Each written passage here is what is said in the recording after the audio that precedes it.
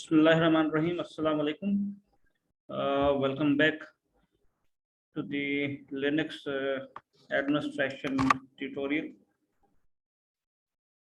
आज का जो लेक्चर है this is lecture 3 Linux architecture and file system structure, और कुछ हम इसमें प्रैक्टिकल का टच मिलेंगे। ठीक है, प्रैक्टिकल स्टार्ट करेंगे। अब जो है ना थ्योरी कम होगी, प्रैक्टिकल हमारा इंशाल्लाह ज़्यादा होगा। ठीक है, तो थोड़ा सा इसको आर्किटेक्चर को डिफाइन कर लेते हैं।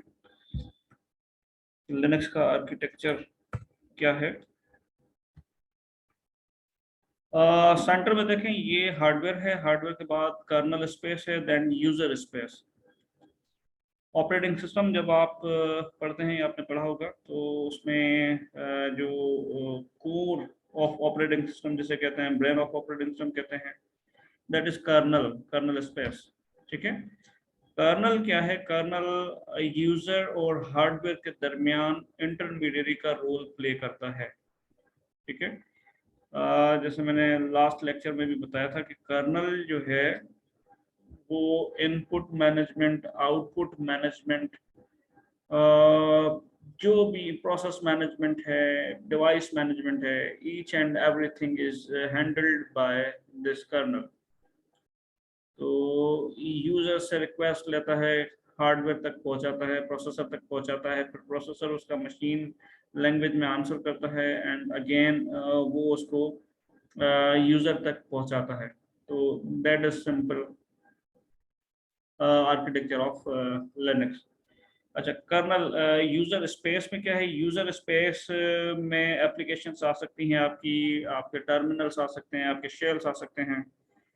कि फॉर एग्जांपल अगर कोई कैलकुलेटर पे काम करना चाहता है, तो वो कैलकुलेटर का प्रोसेस जो है, या उसका प्रोग्राम या उसकी एप्लीकेशन इनिशिएट करेगा यूजर स्पेस से। अगर आपने कमांड लाइन पे काम करना है, कमांड लाइन CLI मोड में काम करना है, तो टर्मिनल ओपन करेंगे और उसमें कमांड लिखेंगे। That terminal is also working as a shell और यूजर स्पेस। ठीक है, तो यूजर स्पेस जो है वो कर्नल से कम्युनिकेट करता है, कर्नल फिर मशीन या हार्डवेयर से कम्युनिकेट करता है। क्लियर? ओके, ये इस इमेज में थोड़ा सा और एलोबरेट किया गया है।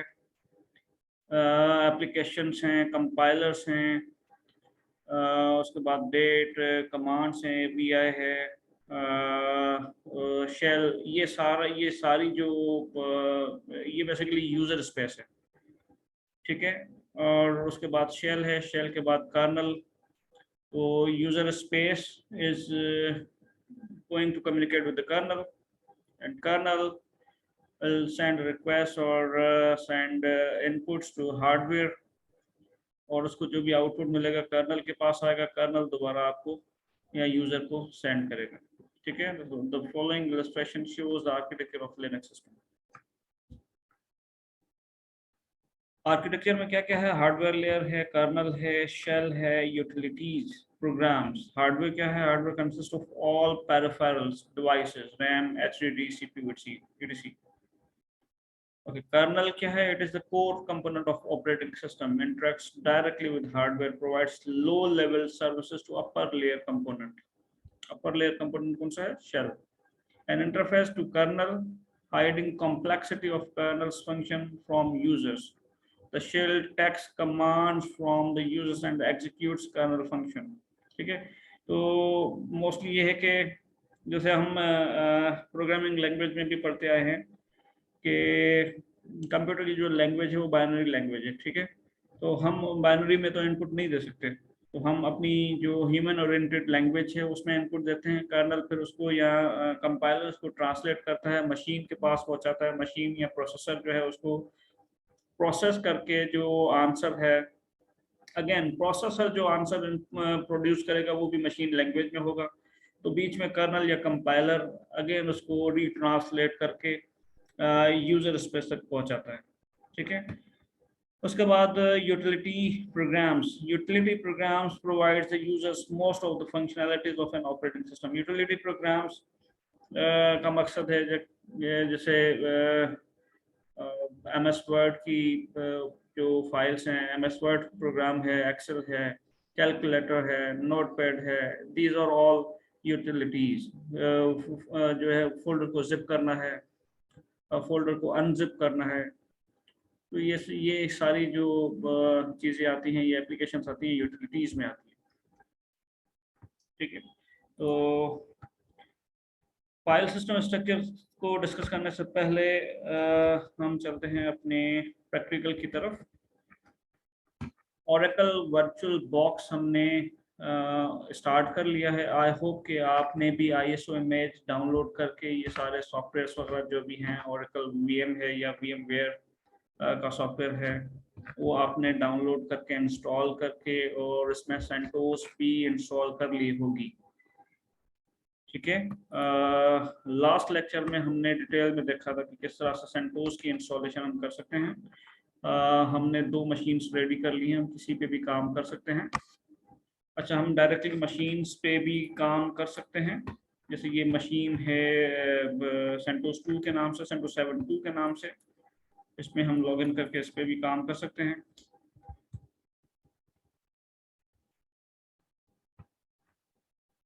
ठीक है, और दूसरी जो मशीन है वो सेंटोस 7 के नाम से है। तो this is also up and running.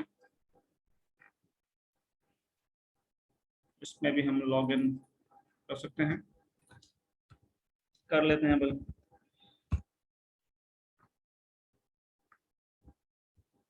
Okay, तो आपके पास ऑप्शन है कि आप डायरेक्टली इस पे काम करें, या दूसरा ऑप्शन जो मैंने आपको बताया था कि कोई भी SSH क्लाइंट डाउनलोड करके। SSH is a secure shell.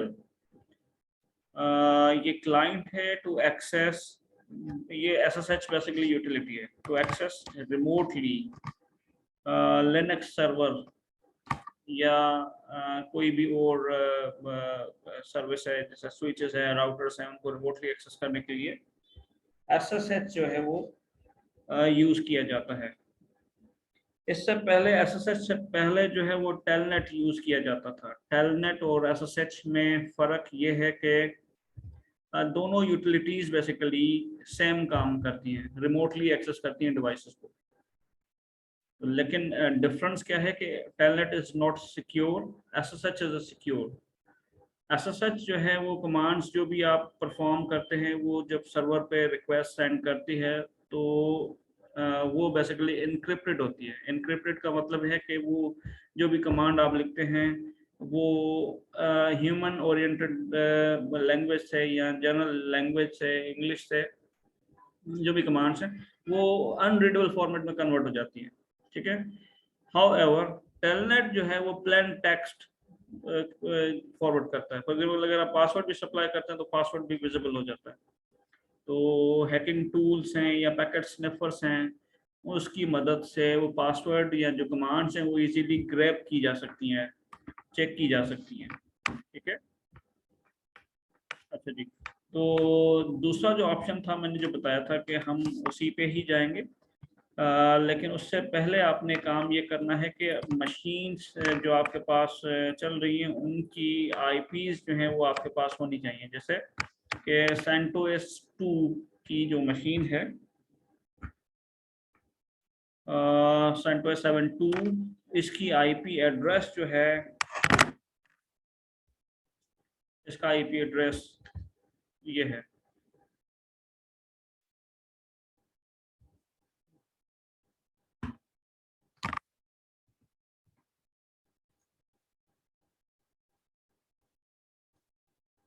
इसका IP एड्रेस है 192.168.20.8। ठीक है, सबनेट मास्क है 255.255.255.0। अच्छा, मैंने आपको लास्ट लेक्चर में बताया था कि हमने जो नेटवर्क के का जो मोड है वो रखा है हमने ब्रिज मोड में। तो ब्रिज में क्या होगा कि जो मेरा, एक मिनट,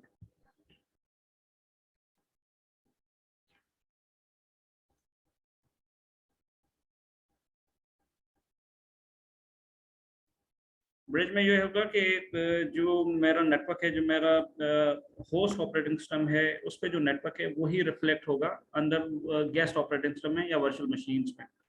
ठीक है, तो इस तरह से मैं जो है वो या मेरी मशीन से हैं या हमारे सर्वर्स हैं वो कनेक्ट हो जाते हैं इंटरनेट से भी। अगर आपके पास इंटरनेट चल रहा है तो इंटरनेट से भी कनेक्ट हो जाएंगे वो, तो वही रिफ्लेक्ट करेगा नेटवर्क। तो मैंने दोनों मशीन्स का जो मोड है मैं आपको दिखा भी देता हूँ। मशीन्स में जाएं, सेटिंग्स में जाएं, सेटिंग्स में यहाँ पर देखें ये नेटवर्क है, नेटवर्क में attach to bridge adapter.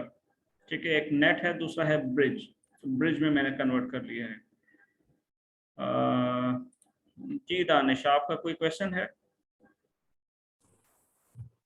Sir इनमें ज्यादा सिक्योर कौन सा है, नेट या ब्रिज? क्योंकि हम जब देखिए, काली में कहीं पर अटैक करते हैं तो हाँ, काली अपनी फिजिकल आईपी देती है जो काली लिनक्स की अपनी होती है, लेकिन जब हम ब्रिज पे कनेक्ट करते हैं तो वो फिजिकल जो भी हमारे नेटवर्क से कनेक्ट होती है आईपी, वो हमें उसी तरह कोई होस्ट चेंज करके वही सेम नेटवर्क दे देता है।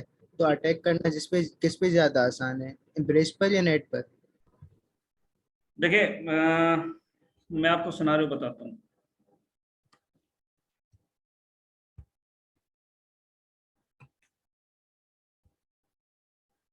इसमें क्या हो रहा है कि ये आपका पीटीसीएल पीटीसीएल या कोई और कंपनी का आईएसपी का आपके पास राउटर है। ठीक है, ये है वायरलेस राउटर। ठीक है, तो this router is connected with the internet. ठीक हो गया। उसके बाद इसके साथ आपका जो है वो लैपटॉप अटैच है।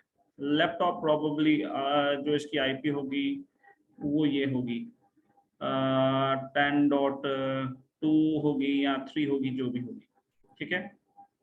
अच्छा, अब ये बेसिकली क्या है कि आपका ये नेट जो है ना, ये बैक एंड पे नेट यूज कर रहा है, एनएटी। ठीक है, नेटवर्क एड्रेस ट्रांसलेशन। अब होता क्या है कि इस पीटीसीएल राउटर को एक पब्लिक आईपी यहाँ पर वैन इंटरफेस पे मिल जाती है। इसमें एक वैन इंटरफेस होता है, दूसरा होता है लैन इंटरफेस। तो वैन इंटरफेस पे पब्लिक आईपी असाइन हो जाती है। पब्लिक आईपी देन ट्रांसलेट जो इसके साथ पीटीसीएल राउटर के साथ वायरलेस के या वायर्ड के जो क्लाइंट होते हैं उनको आईपीज जो मिलती हैं वो ये लोकल आईपीज मिलती है 192। ठीक है, तो 192 की आईपीज जो है ये इंटरनेट पे तो जा नहीं सकती, तो होगा क्या कि ये ट्रांसलेट होंगी। तो इन दिस सिनारियो के जो अगर मैं ब्रिज पे भी रखता हूँ तो वो भी सिक्योर है। अच्छा, अगर ब्रिज पे हम नहीं रखते हैं, फॉर एग्जांपल ये हमारी वर्चुअल वर्चुअल बॉक्स है, इसमें अंदर मैंने एक और सर्वर जो है वो इंस्टॉल किया है, और फिर वीएम ने अपना जो है वो नेट बनाया है। ठीक है, अपना नेट बनाया है, तो ये भी सिक्योर है। अगर आप इस पे ब्रिज पे रखना चाहें या नेट पे रखना चाहें कोई इशू नहीं है। ठीक है, दोनों सूरतों में आपका जो कंप्यूटर है वो कम्युनिकेट करेगा या होस्ट होस्ट से आपका जो है वो करेगा। एक सेकंड, सॉरी, ये थोड़ी सी डिस्टर्बेंस नॉइज है।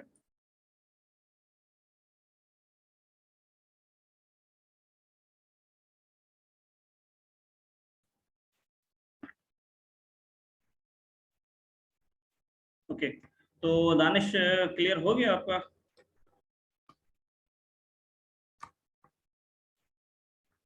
दानिश जी सर, हो गया। क्लियर हो गया? Okay, great.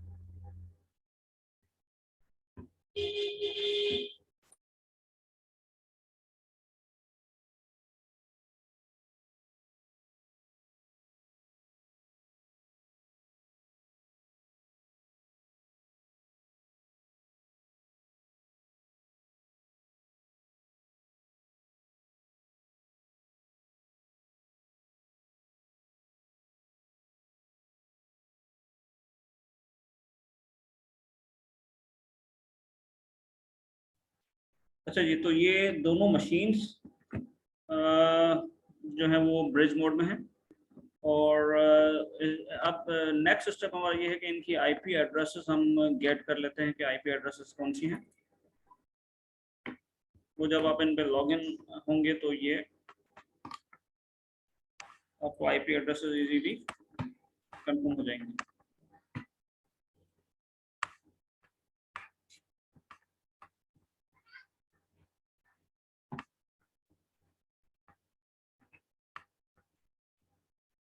तो वैसे इनकी आईपी एड्रेसेस जो हैं वो मैंने कल एक कमांड बताई थी इफ कॉन्फिग के थ्रू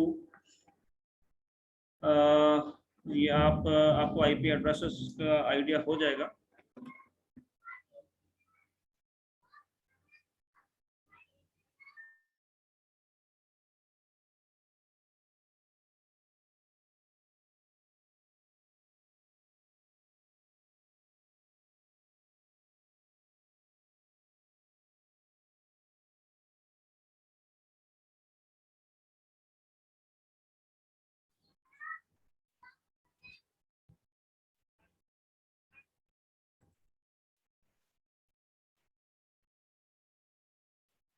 इफ कॉन्फिग कमांड है, इफ कॉन्फिग के थ्रू आप आईपी जो है वो गेट कर सकते हैं। यहाँ पर आपको विजिबल होगी 192.168.20.8, ठीक है। इसी तरह से दूसरी मशीन की आईपी है 20.11। ओके, तो कल या लास्ट लेक्चर में मैंने आपको बताया था एक सॉफ्टवेयर है पुटी, ठीक है। पुटी के अलावा एक और सॉफ्टवेयर भी है, वो भी बहुत यूजर फ्रेंडली है, उसका नाम है टेराटर्म। मैं यहाँ पर राइट कर रहा हूँ टेराटर्म, ठीक है। आप ये भी इजीली गूगल से आप डाउनलोड करके इंस्टॉल कर लें। बहुत सारा सिंपल सा सॉफ्टवेयर, छोटा सॉफ्टवेयर है।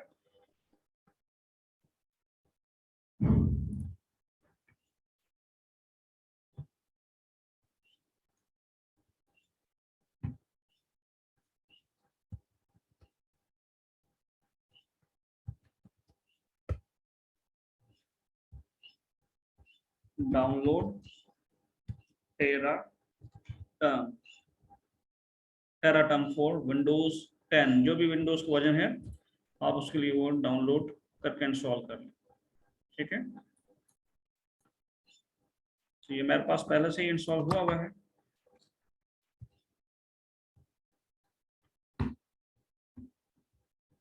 टेराटर्म, अच्छा, जैसे ही ओपन करेंगे तो सबसे पहले यहाँ पर टॉप पे देखें टीसीपी आईपी होस्ट नेम भी आप दे सकते हैं, या आईपी एड्रेस दें। आईपी एड्रेस अभी हमारे पास डीएनएस नहीं है वर्किंग में, तो हम आईपी एड्रेस देंगे। तो एक सिस्टम की आईपी एड्रेस है 192.168.20.8, ठीक है। और ये ध्यान में रखिएगा कि ये एसएसएच पे एसएसएच सेलेक्टेड हो, क्योंकि ये टेराटर्म मल्टी प्रोटोकॉल्स को सपोर्ट करता है। रिमोट एक्सेस करने के लिए टेलनेट भी होता है, एसएसएच भी होता है, ठीक है। एसएसएच का डिफॉल्ट पोर्ट जो है पोर्ट TCP/22 पे काम करता है, ठीक है। बाज़ औक़ात ये भी होता है कि हम सिक्योरिटी रीजंस की वजह से, क्योंकि SSH is a very common port, तो उनमें SSH के थ्रू कोई अटैक ना करे तो हम ये पोर्ट जो है चेंज भी कर सकते हैं। तो कोई भी यूनिवर्सल पोर्ट रख सकते हैं, ठीक है। तो उस सूरत में फिर आपने यहाँ पर पोर्ट भी डिफाइन करना होगा, ठीक है। तो अभी हमने पोर्ट चेंज नहीं किया, will go for with the default port, okay करें। Okay, great. ये SSH की रिक्वेस्ट आपके होस्ट सिस्टम से गेस्ट पर पहुंच रही है। अब यहाँ पर आप यूज़र लिखें। यूज़र पहले मैं देता हूँ sysadmin, जो यूज़र जो भी आपने क्रिएट किया होगा आपने वही देना होगा, ठीक है। ग्रेट, ये हम इस पे लॉगिन हो गए हैं। फाइल में जाके हम न्यू कनेक्शन में जो सेकंड पीसी है या सेकंड जो सर्वर है हमारा लिनक्स का, उसकी आईपी है 20.11 192.168.20.11। मैं आपको पिंग भी करके दिखाता हूँ, कम्युनिकेट करके दिखाता हूँ। 192.168.20.8 is answering, and then 20.11, ठीक है, ये भी आंसर कर रही है 20.11। अगेन यूजर नेम, इसको मैं लॉग इन करता हूँ रूट से, ABCD 1 2 3 4। CentOS and RHEL आपको इनेबल करता है कि you can log in with root user account. बाकी डेबियन है, उबंटू है, काले लिनक्स है, आई गेस वो बाय डिफॉल्ट अलाउ नहीं करते, वो आपने फिर पहले लिमिटेड यूजर्स से लॉग इन करना होता है, उसके बाद आप स्विच करते हैं यूजर्स को, ठीक है। तो ये दो सर्वर्स हमारे पास हैं, मौजूद हैं, हम लॉग इन हो गए हैं। अच्छा, दूसरी इंटरेस्टिंग ये है कि these servers are also connected with the internet, ठीक है।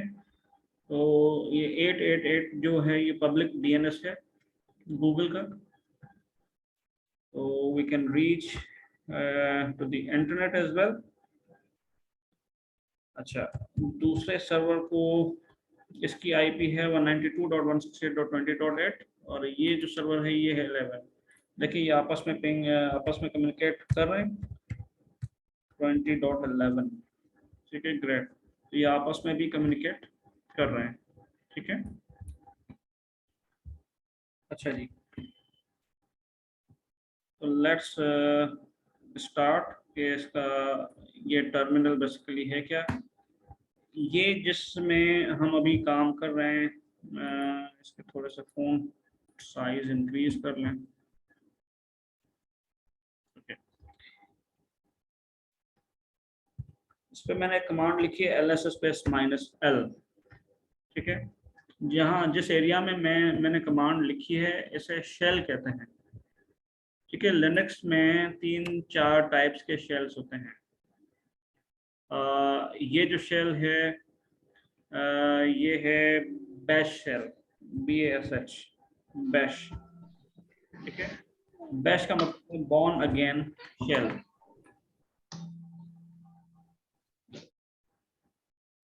ठीक है, बॉर्न अगेन शेल।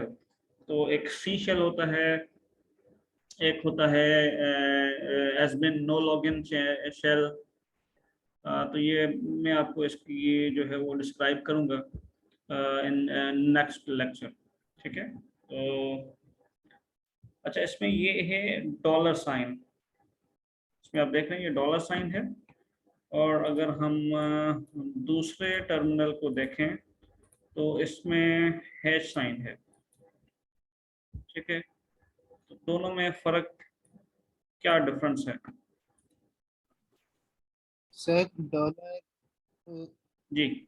जब आप उसमें होते सुपर यूजर में तब, और हैश तब आता है जब आप नॉर्मल यूजर में हो।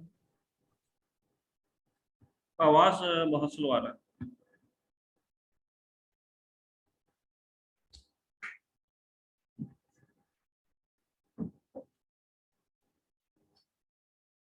जी जी दानिश, आपका आवाज स्लो आ रहा है, रिपीट कीजिएगा। सर डॉलर तब आता है जब आप उसमें ना हो, जब आप सुपर यूजर ना हो, जब आप ठीक है, नॉर्मल यूजर हो। और लिमिटेड रूट यूजर को, में, जब आप रूट में होते हैं तब आप यूजर होते हैं, ओके, तब आता है हैश। ठीक हो गया। तो $साइन रिप्रेजेंट कर रहा है कि वो are logged in with limited users, ठीक है। यूजर्स दो तरह के होते हैं, जैसे इंस्टॉलेशन, वाइल इंस्टॉलेशन मैंने आपको बताया था कि एक यूजर होता है सुपर यूजर जिसे रूट कहते हैं, root is a super user. दूसरा यूजर होता है लिमिटेड, जो हमने कोई भी किसी नाम से क्रिएट किया था, वो होता है लिमिटेड यूजर। सुपर यूजर क्या है? सुपर यूजर के पास अख्तियारात ज्यादा होते हैं, ठीक है। वो सिस्टम की कॉन्फ़िगरेशन भी चेंज कर सकता है, नेटवर्क सेटिंग्स भी चेंज कर सकता है, दूसरे यूजर्स भी क्रिएट कर सकता है, यूजर्स को डिलीट कर सकता है, किसी भी यूजर के फाइल्स को एक्सेस कर सकता है, ठीक है। लिमिटेड यूजर्स वो सिर्फ अपने ही होम डायरेक्टरी के अंदर रहता है, वो उसी में ही अपने फाइल्स क्रिएट कर सकता है, अपने फाइल डिलीट कर सकता है, किसी और यूज़र के फाइल्स को देख नहीं सकता। अगेन डिपेंड्स अपॉन के जो उनके पास फोल्डर जो लिमिटेड यूजर्स के पास फोल्डर शेयर किए गए हैं उनके परमिशन क्या है, उनके पास राइट्स क्या हैं, ठीक है। तो जो लिमिटेड यूजर है या सिस्टम यूजर है वो कॉन्फ़िगरेशन में चेंजेस नहीं कर सकता, कॉन्फ़िगर नहीं कर सकता, वो दूसरे यूजर्स क्रिएट नहीं कर सकता, किसी और यूजर्स के फाइल्स को वो नहीं देख सकता, कोई यूजर वो डिलीट नहीं कर सकता, ठीक है। तो ये हम पढ़ेंगे इंशाल्लाह सिक्योरिटी में, लिनक्स फाइल सिस्टम सिक्योरिटी, या जिसमें हम परमिशंस भी डिस्कस करेंगे, तो उसमें हम ये चीज़ें डिटेल में डिस्कस करेंगे, ठीक है। ओके, अच्छा, ये तो हो गया है। ये क्या है, ये है जिस यूजर से मैं लॉगिन हूँ, @host नेम आता है यहाँ पर, कंप्यूटर का नाम, सर्वर का नाम, ठीक है। अच्छा, उसके बाद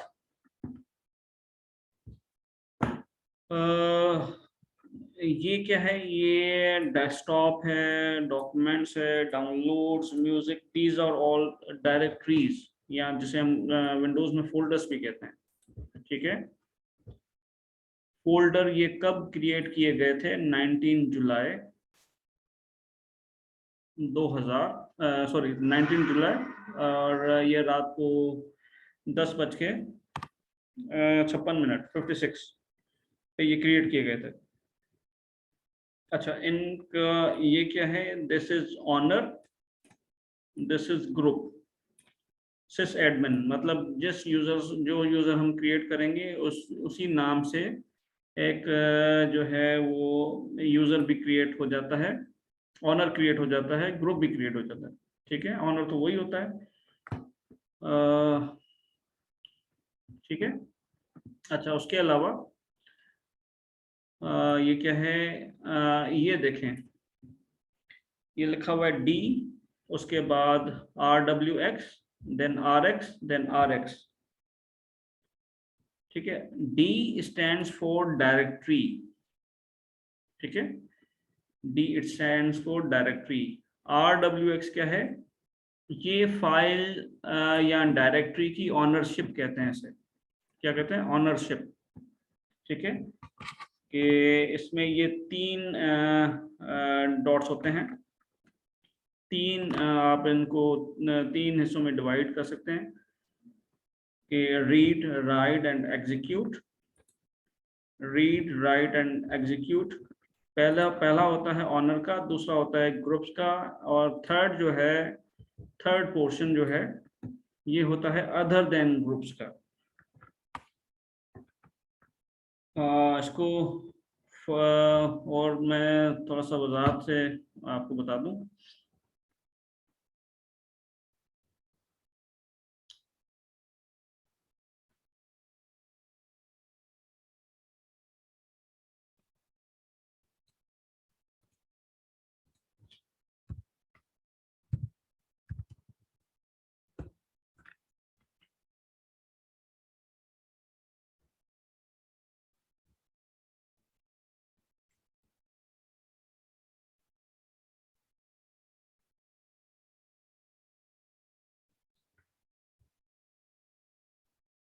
डैश,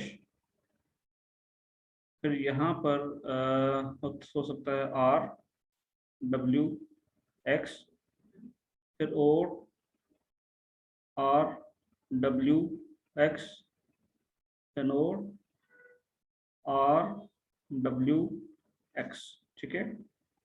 ये क्या रिप्रेजेंट करता है, it can be D, it can be L, it can be dash. Dash क्या होता है, फाइल, D से डायरेक्टरी, और सॉफ्ट लिंक जिसे हम शॉर्टकट भी कहते हैं, ठीक है। ये क्या है, ये है ऑनर्स फाइल ऑनरशिप, ऑनर्स। ये क्या है, group members, and then other than group members, ठीक है। ऑनर क्या कर सकता है, कोई भी एक स्पेसिफिक फाइल है, अगर उसके पास परमिशन है RWX, तो वो रीड, राइट, एग्जीक्यूट कर सकता है, ठीक है। इसी तरह से ग्रुप मेंबर्स, उसकी उसी यूजर के ग्रुप मेंबर्स, फॉर एग्जांपल के डिपार्टमेंट वाइज अगर किसी ऑर्गेनाइजेशन में काम हो रहा है, तो फाइनेंस के जो फाइनेंस की के जो फाइल्स हैं या उनकी जो एप्लीकेशंस हैं वो किसी और डिपार्टमेंट एक्सेस नहीं कर सकता। ठीक है। तो उसको अगर अच्छा, दूसरा ये कि फाइनेंस के आपस में ग्रुप में काम करते हैं, वो एक दूसरे के फाइल्स को शेयर कर सकते हैं, देख सकते हैं। अदर देन क्या कर सकते हैं, अगर परमिशन होगी तो वो देखेंगे, रीड भी कर सकते हैं, राइट भी कर सकते हैं, एग्जीक्यूट भी कर सकते हैं। अगर आप परमिशन नहीं देना चाहते तो वहां पर डैश होगा फिर। ठीक है, क्लियर? Any question?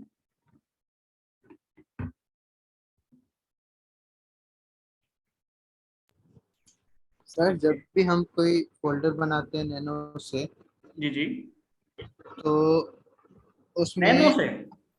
नहीं, नैनो से हम कोई फाइल क्रिएट करते हैं ना, नैनो ठीक है, करके आगे ठीक है, से, ठीक तो है। उसमें ऐसा एग्जीक्यूट का ऑप्शन नहीं दिया हो तो वो हमें परमिशन खुद देनी पड़ती है। तो बाय डिफॉल्ट क्यों होता है ऐसा?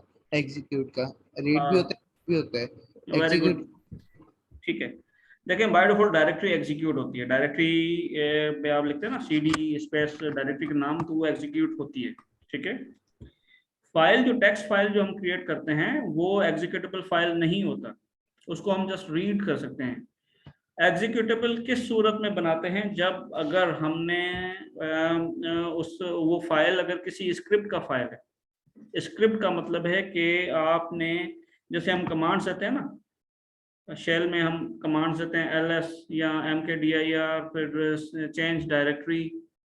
तो अगर बंच ऑफ कमांड्स या सीक्वेंस ऑफ कमांड्स अगर आप एक फाइल में ऐड करके और उस वो चलाना चाहते हैं, वो रन करवाना चाहते हैं, तो फिर आपको एग्जीक्यूटेबल बनाना पड़ेगा।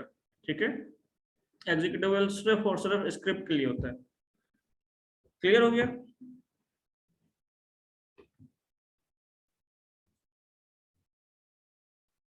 दानिश, क्लियर? सर वो बाय डिफॉल्ट क्यों नहीं होता, उसको बनाना क्यों पड़ता है? देखिए, बाय डिफॉल्ट अगर आप परमिशन देना चाहते हैं, बाय डिफॉल्ट परमिशन भी आप सेट कर सकते हैं, लेकिन मैंने बताया कि सारे फाइल्स एग्जीक्यूटेबल नहीं होते सिक्योरिटी रीजंस की वजह से। ठीक है। एग्जीक्यूट वही फाइल होगा जिसमें अंदर स्क्रिप्ट होगा। सारे फाइल्स एग्जीक्यूटेबल नहीं होते, कुछ कॉन्फ़िगरेशन फाइल्स होते हैं जो कॉल होते हैं। ठीक है। और जो कॉल नहीं ठीक। होते, अगर आपने कोई स्क्रिप्ट बनाया है, फॉर एग्जांपल बैकअप का आपने स्क्रिप्ट बनाया है, ठीक है, तो लिनक्स को तो नहीं पता कि ये स्क्रिप्ट है या आपने सिंपल फाइल बनाया है, तो बाय डिफॉल्ट जो जो उसका उसका नेचर है, तो वो फाइल ही उसको कंसीडर करेगा। फिर आप उसको परमिशन एग्जीक्यूट की देकर उसको स्क्रिप्ट रन करवाते हैं। क्लियर हो गया? जी जी सर, क्लियर। ओके। और इसकी डिफॉल्ट परमिशन भी आप सेट कर सकते हैं। ठीक है, वो भी आप कर सकते हैं, वो हम कभी इंशाल्लाह डिस्कस करेंगे इसमें, या एडवांस में ही वो करेंगे। ठीक है। ओके, तो इस तरह से ये है इसका डायरेक्टरी का, फाइल का। फॉर एग्जांपल अगर मैं यहाँ पर कोई फाइल बनाता हूँ, फाइल बनाने के लिए कमांड होती है टच। ठीक है, touch tech skills .txt for example. ठीक है, ये कमांड बन गई, मैं इसको देखना चाहता हूँ। ये देखें, ये कमांड एक बन गई है। अब बाय डिफॉल्ट ये एग्जीक्यूटेबल नहीं है, this is not an executable file, ये टेक्स्ट फाइल है। साइज कितना है इसका? 0 साइज है। कब ये क्रिएट की गई है, किसने क्रिएट की है, इसका ऑनर कौन है, इसके ग्रुप मेंबर कौन है। ठीक है। और ये देखें, इसके आगे आ गया डैश, आ गया डैश का मतलब है, हाइफन का मतलब है कि ये फाइल है। अगर डी होता तो ये डायरेक्टरी होती, डी है तो फिर directory. Clear?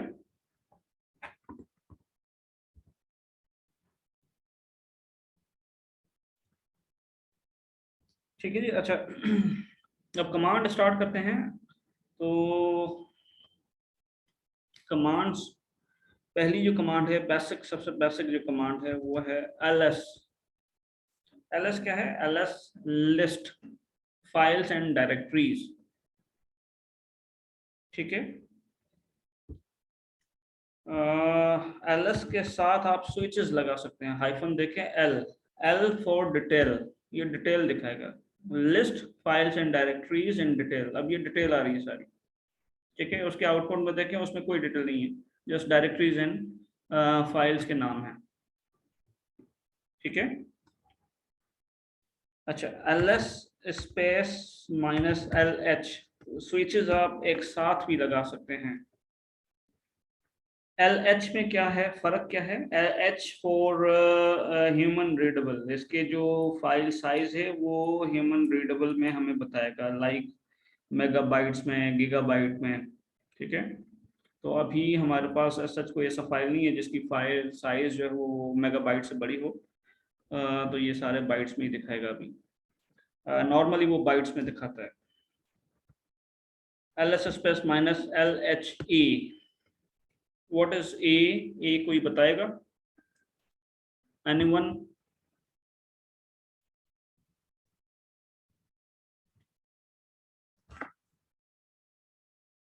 Ji, what is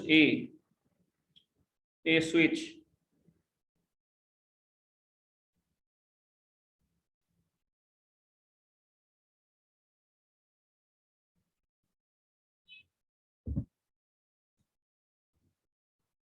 all hidden files, very good। A for hidden files। अच्छा, hidden files हमें आइडेंटिफाई किस तरह से होगा? लिनक्स में any file that it starts with dot, इसमें देखें एक फाइल है बैश हिस्ट्री, ठीक है।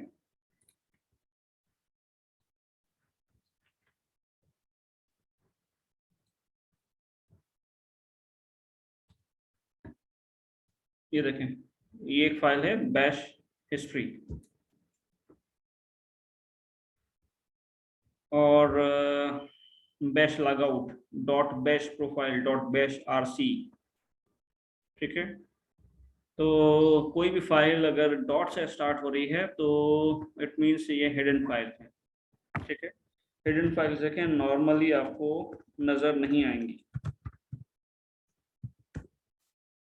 अच्छा जी, एक चीज और जहन में रखिएगा कि लिनक्स के जो लिनक्स कैश सेंसिटिव है, ठीक है। तो प्री डिफाइंड या जो इसकी बिल्ट इन कमांड्स हैं वो आपने लोअर केस में ही लिखनी है, लाइक ls और ls, इसमें फर्क है, ठीक है। तो आपने जो भी जो प्री डिफाइंड कमांड्स हैं वो आपने लोअर केस में लिखनी है, अपर केस यूज नहीं करना। अब फॉर एग्जांपल मैंने फाइल एक बनाया था टेक स्किल्स, टेक टी और एस जो है वो कैपिटल है, तो मैं अब उसको एक्सेस भी उसी तरह से करूंगा, ठीक है। फॉर एग्जांपल मैं अगर इसके कंटेंट्स देखना चाहता हूँ, अच्छा फिर ये देखें ls, अभी ls स्पेस माइनस l मैंने लोअर केस में लिखा है, इट्स वर्किंग, ठीक है, आउटपुट दिखा रहा। अगर मैं यही command ls space minus l capital में लिखता हूँ तो ये मेरे पास मैसेज आएगा कि कमांड नॉट फाउंड, ठीक है। इसका मतलब है कि लिनक्स जो है वो कैश सेंसिटिव है, ठीक है। सर हिडन फाइल कहाँ सेव होती हैं और उनको हिडन कैसे करते हैं? दानिश साहब ने क्वेश्चन किया है, हिडन फाइल कहाँ पर भी, जहाँ पर आप बनाएंगे वहीं सेव होंगी, और कैसे बनाएंगे? जब आप फाइल बनाते हैं तो उनके आगे डॉट लगा दें, या आप उसको अगर पहले से बनी हुई है तो आप उसको मूव के थ्रू आप उसको कर सकते हैं। फॉर एग्जांपल जैसे टेक स्किल्स है, मैं इसको हाइड करना चाहता हूँ, ठीक है। तो टेक स्किल्स को हाइड में किस तरह से कर सकता हूँ? आई राइट मूव, इससे पहले एक चीज जो मैं आपको दिखा रहा था वो ये है कि कैट कमांड जो है वो रीड करता है फाइल, मैं अगर लिखता हूँ टेक स्किल्स .txt, ठीक है, कर्नल जो है इस फाइल को रीड नहीं कर सकता। क्यों? क्योंकि मैंने इसकी स्पेलिंग जो है वो इसमें टी और एस जो है वो कैपिटल लिखा है, लेकिन जब इसको मैंने कॉल किया है तो उसमें मैंने इसको लोअर केस लिखा है। तो मुझे इस तरह से लिखना होगा तो उसके बाद ये कॉल करेगा। अब एरर नहीं है क्योंकि फाइल में अंदर कुछ नहीं है, फाइल इज एम्प्टी, तो ये कोई एरर नहीं देगा और कंटेंट्स भी नहीं दिखाएगा, ठीक है। तो नेक्स्ट हमारा टास्क ये था कि इस टेक स्किल्स को अगर हम हिडन करना चाहते हैं, हाइड करना चाहते हैं, तो हम इस तरह से कर सकते हैं कि move M V for move के बाद आपने सोर्स देना है कि किसको आपने, किस फाइल या डायरेक्टरी को आपने उसका रीनेम करना है। मूव कमांड जो है वो रीनेम के लिए भी यूज होता है, ठीक है। मूव टेक स्किल्स, इसको आगे जो है वो आप डॉट लगा दें, ठीक है। तो ये कमांड में रिपीट कर रहा हूँ, move is built in command, move tech skills, ये सोर्स है, ये डेस्टिनेशन है। डेस्टिनेशन जब लिखेंगे तो उसके आगे डॉट लगा दें, ठीक है। इसे आप रीनेम भी कर सकते हैं, फाइल की लोकेशन भी चेंज कर सकते हैं, एक डायरेक्टरी से दूसरी डायरेक्टरी में आप ट्रांसफर भी कर सकते हैं, शिफ्ट कर सकते हैं। Move is just like a cut and paste. तो अब देखें ls space -l, tech skills जो है, जो टेक स्किल्स .txt अब हमें नजर नहीं आएगा। क्यों? क्योंकि ये हाइड हो चुका है। इसको देखने के लिए क्या करेंगे हम, ls स्पेस -lha, ठीक है। अब देखें ये टेक स्किल्स जो है ये आपको नजर आ रहा है, दिस इज हिडन। अनहाइड करना चाहते हैं, again move dot tech skills, फिर लिखें tech skills .txt, ls space -l, तो ये वापस अनहाइड हो गया, ठीक है जी। क्लियर है? Any question?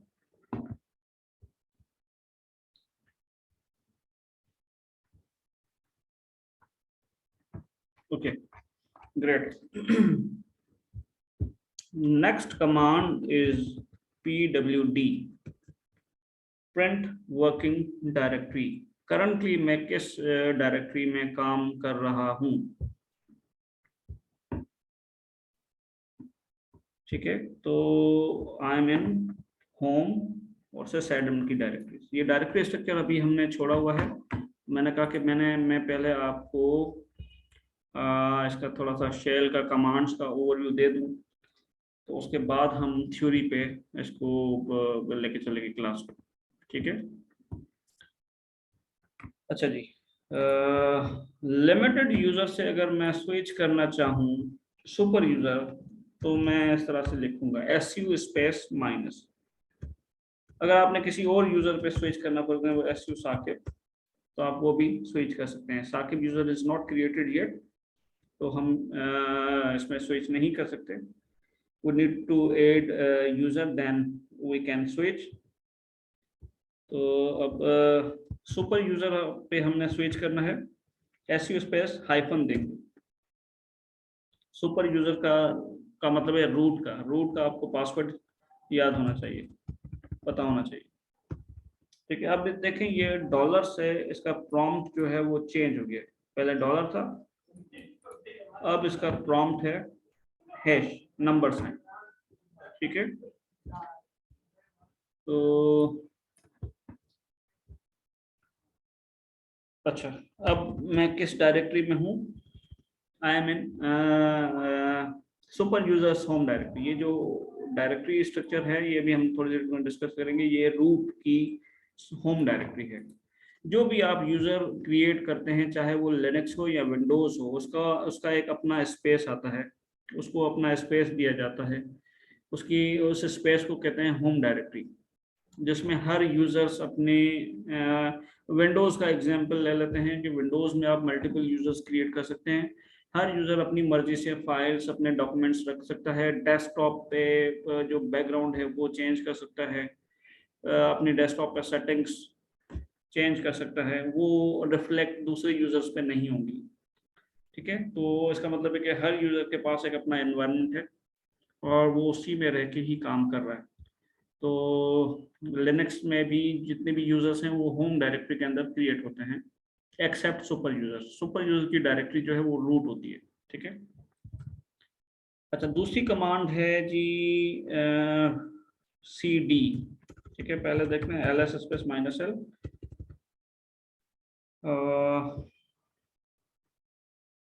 सी डी का मतलब होता है चेंज डायरेक्टरी।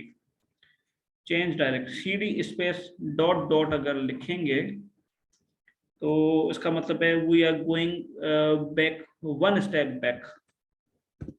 ठीक है, अब मैं कहा हूं PWD, मैं हूं रूट पे। This is root. ठीक है, एक रूट ये है, दूसरा रूट ये है। ये रूट क्या है? ये है सुपर यूजर। ठीक है, और ये रूट क्या है? ये ट्री का टॉप है। जैसे ट्री होता है ना, ट्री ट्री हायरार्की में ट्री ट्री टॉप टॉप पे होता है, तो its top directory, top level directory.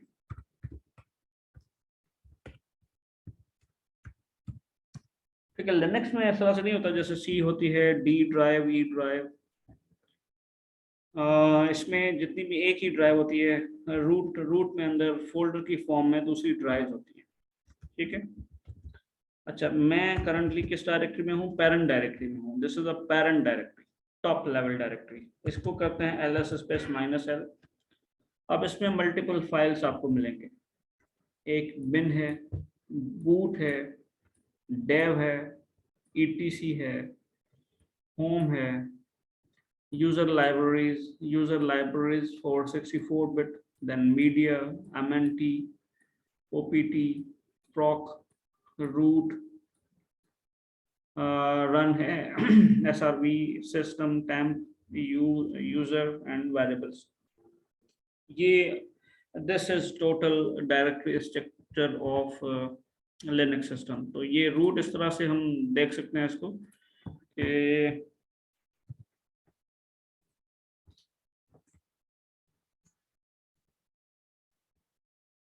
कि ये होगी पेरेंट डायरेक्ट।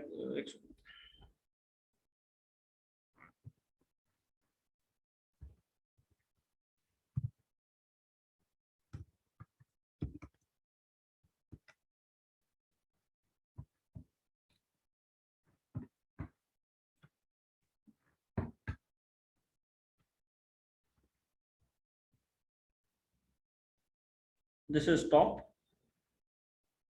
टॉप के अंदर फिर जो है ये हमारे पास डायरेक्टरीज हैं। स्लैश बिन है, उसके बाद रूट है, USR है, वेरिएबल है, इस तरह से। तो इन पे सब पे parent, this is a parent directory.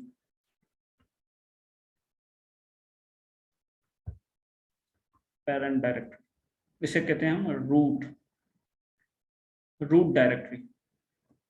ठीक है, और स्लैश रूट जो है this is a super users home directory. ठीक है,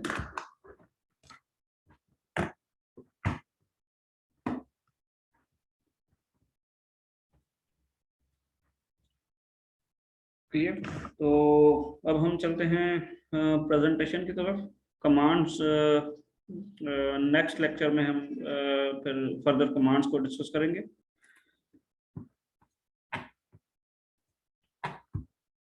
फाइल स्ट्रक्चर है क्या? What is file system structure? File system structure simply आपको इनेबल करता है कि आप डिस्क पे राइट कर सकते हैं, राइट कर सकें, और जब जरूरत हो तो वो फिर आप उसको रिट्रीव भी करें।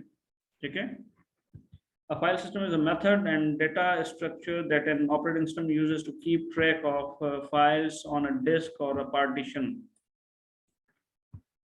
That is the way the files are organized on the disk. A file system organizes the data in an efficient manner and is tuned to the specific characteristics of the devices. Okay, file system ये होता है कि USB में अमूमन आपने देखा होगा USB को आप फॉर्मेट करते हैं. फॉर्मेट का मतलब क्या होता है? फॉर्मेट का मतलब यही है कि उसमें फाइल सिस्टम बनाना, उसको फाइल सिस्टम उसको उसको उसमें फाइल सिस्टम क्रिएट करना ताकि वो यूजेबल हो सके. बाज़ों का जब नई यूएसबी ली जाती है तो वो यूजेबल नहीं होती, वो रॉ फॉर्मेट में होती है. ठीक है, तो फाइल सिस्टम, अब डिफरेंट फाइल सिस्टम है. हर ऑपरेटिंग सिस्टम का एक अपना फाइल सिस्टम है. लाइक अगर विंडोज़ की बात करते हैं तो विंडोज़ में FAT32 है, NTFS है. लिनक्स की हम बात करें तो लिनक्स में ext3 है, ext4 है, रेजर एफएस है और बहुत सारे और भी फाइल सिस्टम्स हैं. ठीक है, तो बाय डिफॉल्ट जो है ext4 अवेलेबल होता है. ठीक है जी, फाइल सिस्टम स्टैंडर्ड, इसकी थोड़ी सी हिस्ट्री है. File system hierarchy standard specific to Linux operating system was released on 14th February 1994. ठीक है, अच्छा, this is a hierarchy of file system. ये पेरेंट डायरेक्टरी होगी. ठीक है, this is a parent directory. ठीक है, उसके बाद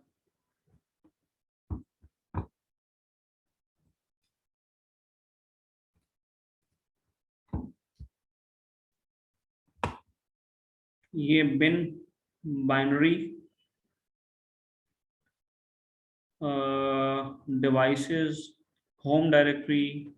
होम डायरेक्टरी में जितने भी यूजर्स क्रिएट होते हैं, हम करेंगे यूजर्स जो लिमिटेड यूजर्स हैं वो होम डायरेक्टरी में क्रिएट होंगे. उसके बाद MNT है, फिर आपके पास रूट, ये सुपर यूजर्स होम डायरेक्टरी है, और फिर टेम्प है, फिर वेरिएबल, और ये बहुत सारी डायरेक्टरीज हैं. तो this is a tree structure. तो ये रूट है, टॉप पे.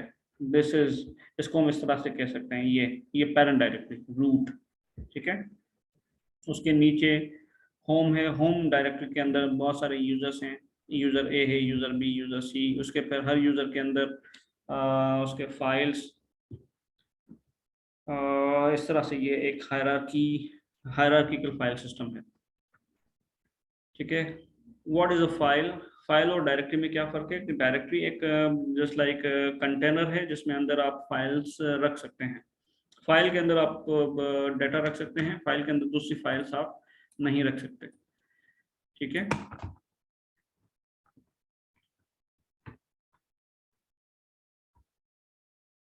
what is a file on a Unix system? Everything is a file. If something is not a file, it is a process. या तो फाइल होगा या तो प्रोसेस होगा. Linux system, just like Unix, makes no difference between a file and a directory, since a directory is just a file containing names of the other files. Programs, services, text, images, and so forth are all files. Input and output devices, and generally all devices are considered to be files according to the system. तो Linux में जो भी चीज़ें हैं वो सारी files की सूरत में होती हैं. इनफैक्ट डायरेक्टरी का मैंने एग्जांपल बताया कि डायरेक्टरी के अंदर हम जो है वो दूसरे फाइल्स के पॉइंटर्स या उनकी लिंक्स होते हैं. और इनपुट आउटपुट डिवाइसेस जो भी हैं वो भी फाइल की सूरत में ही हमारे पास मौजूद होती हैं लिनक्स सिस्टम में. What is a directory? Directory is a group of files. Directories are used to organize your data files programs more efficiently. ठीक है, इसमें root directory, there is only one root directory in your system which is denoted by this. तो ये root directory है. ठीक है, तो इसमें ये डायरेक्टरी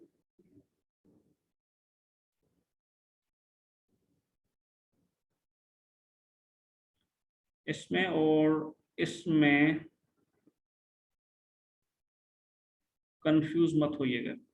ठीक है, this is a root directory, this is super users home directory. There is only one root directory in your system which is denoted by a /. It is root of your entire file system and cannot be renamed or deleted. ठीक है, अब root के अंदर सब directory under root directory is a sub directory. For example,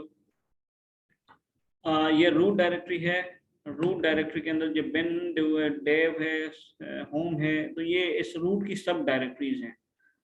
ठीक है, अब यहाँ पर आते हैं इस यूजर.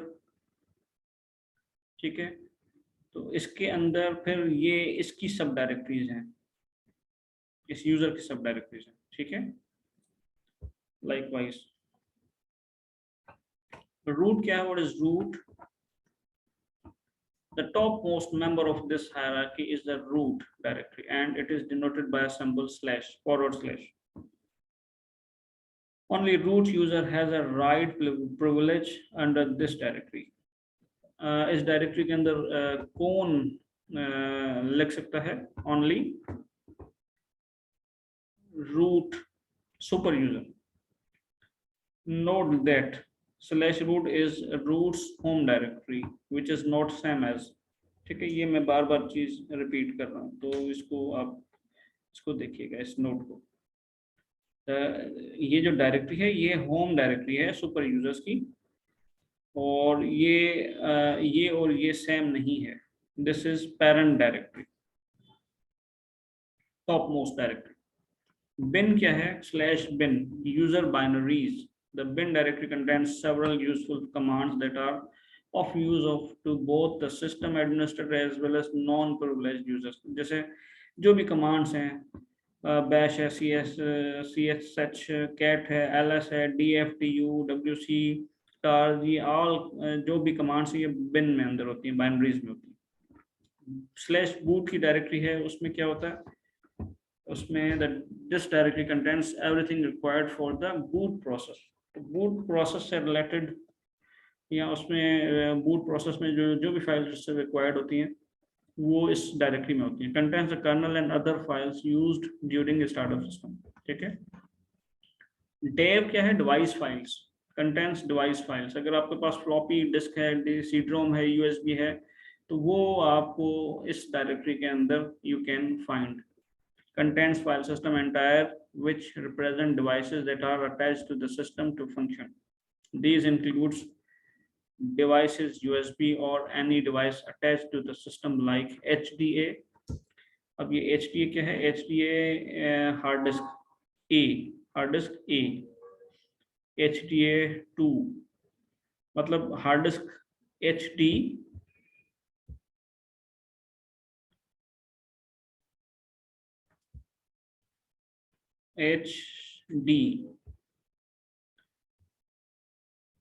इसका मतलब है एक हार्ड डिस्क. अगर दूसरी हार्ड डिस्क का सिस्टम है तो वो होगी HDB.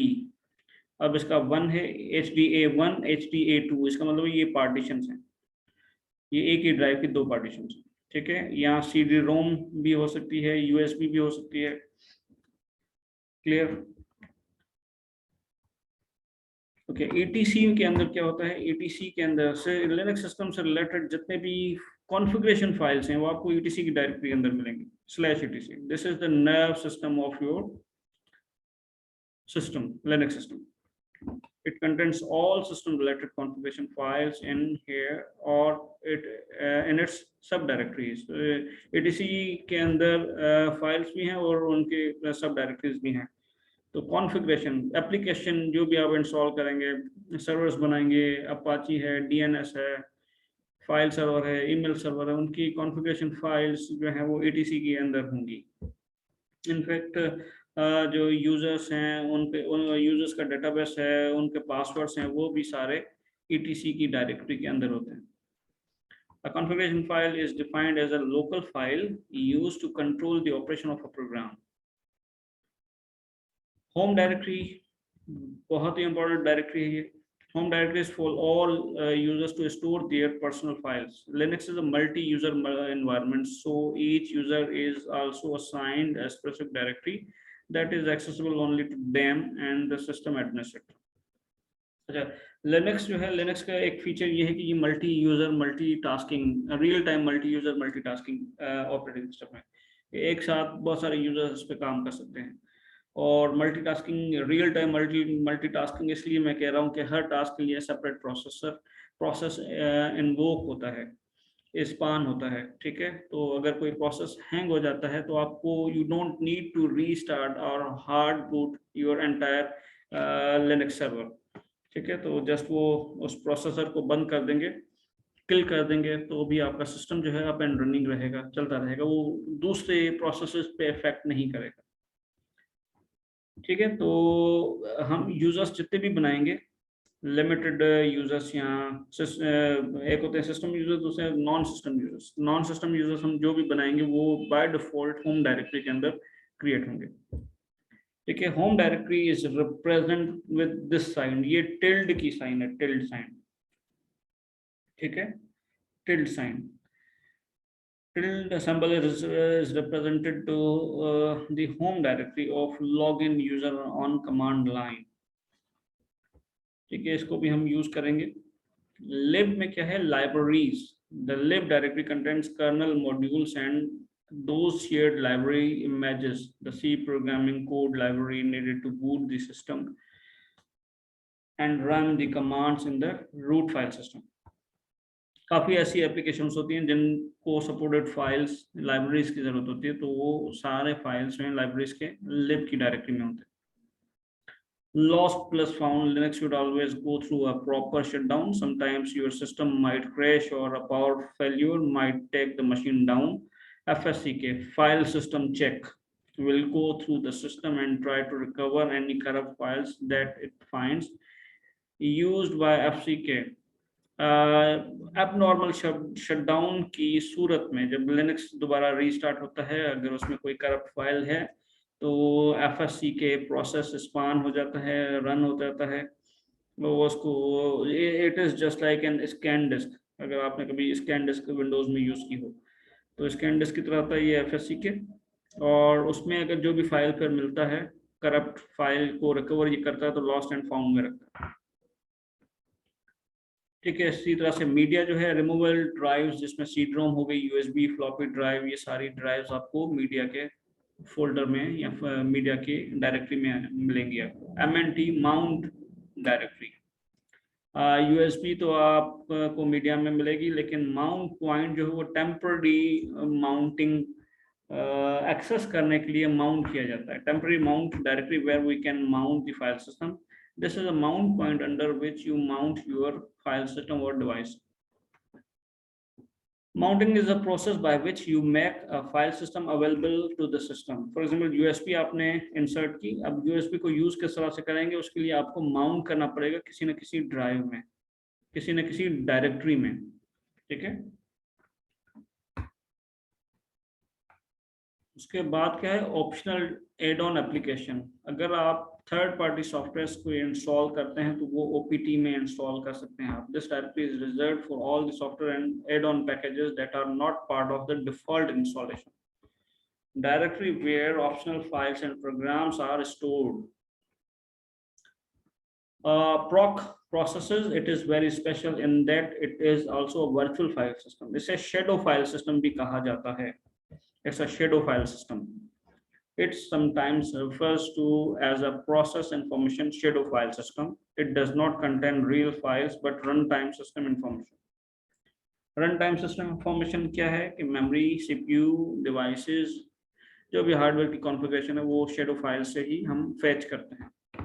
For this reason, it can be regarded as a control and information center for the kernel. ठीक है, ये इसकी main point है। कोई बीच में क्वेश्चन हो तो आप बेशक पूछ सकते हैं।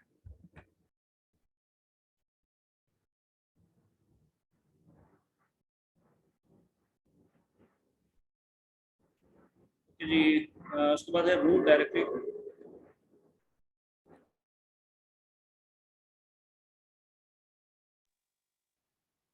अच्छा सर, अगर एक डायरेक्टरी से दूसरी डायरेक्टरी में जाना हो तो इसके लिए कमांड कौन सी यूज करेंगे?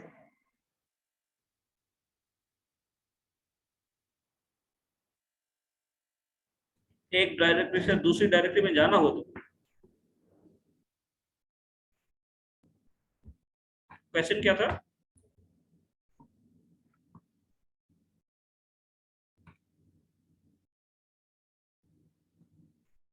क्वेश्चन रिपीट कीजिएगा।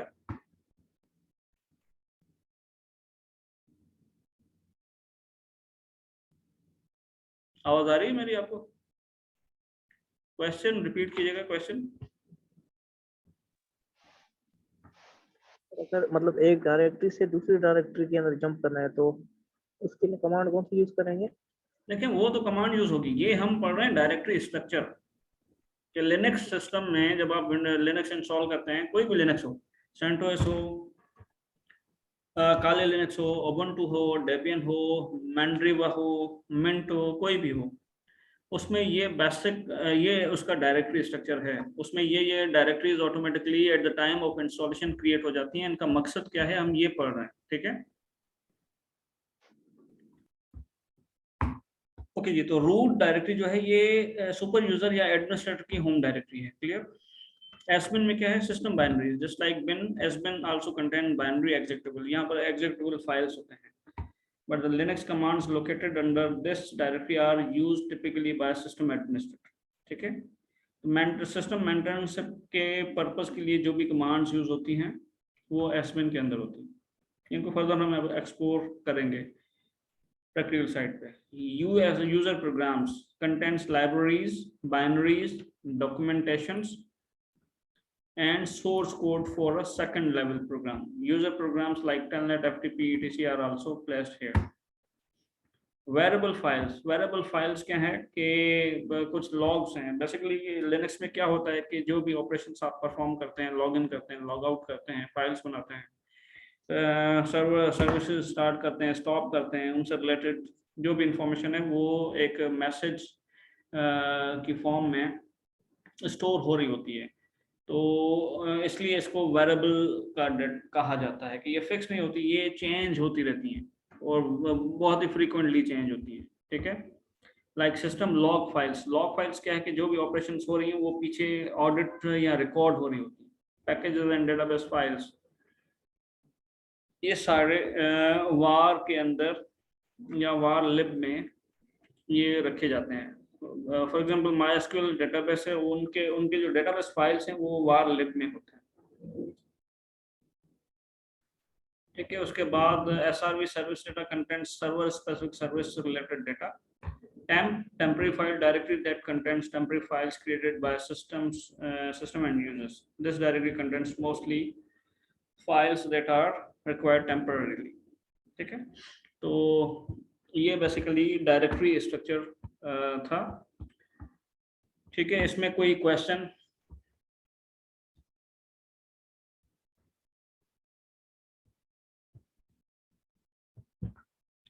इसको मैं आपको दोबारा दिखा भी देता हूँ कि ये वही फाइल्स एंड डायरेक्टरीज हैं। देखें, बिन भी है, बूट भी है, डेव भी है, etc भी है, home, lib, media, mnt, opt, proc, root, run, srv, system, temp, user programs, variable directories, ठीक है।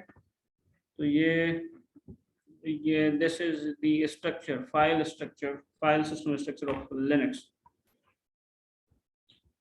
Any question up to here? Atif, Awais, Danish, Saba, फसी?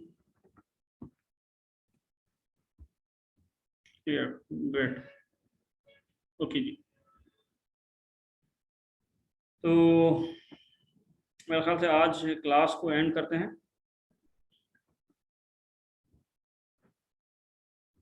फर्दर हम इंशाल्लाह नेक्स्ट वीक जो है यहीं से ही कंटिन्यू करेंगे इंशाल्लाह।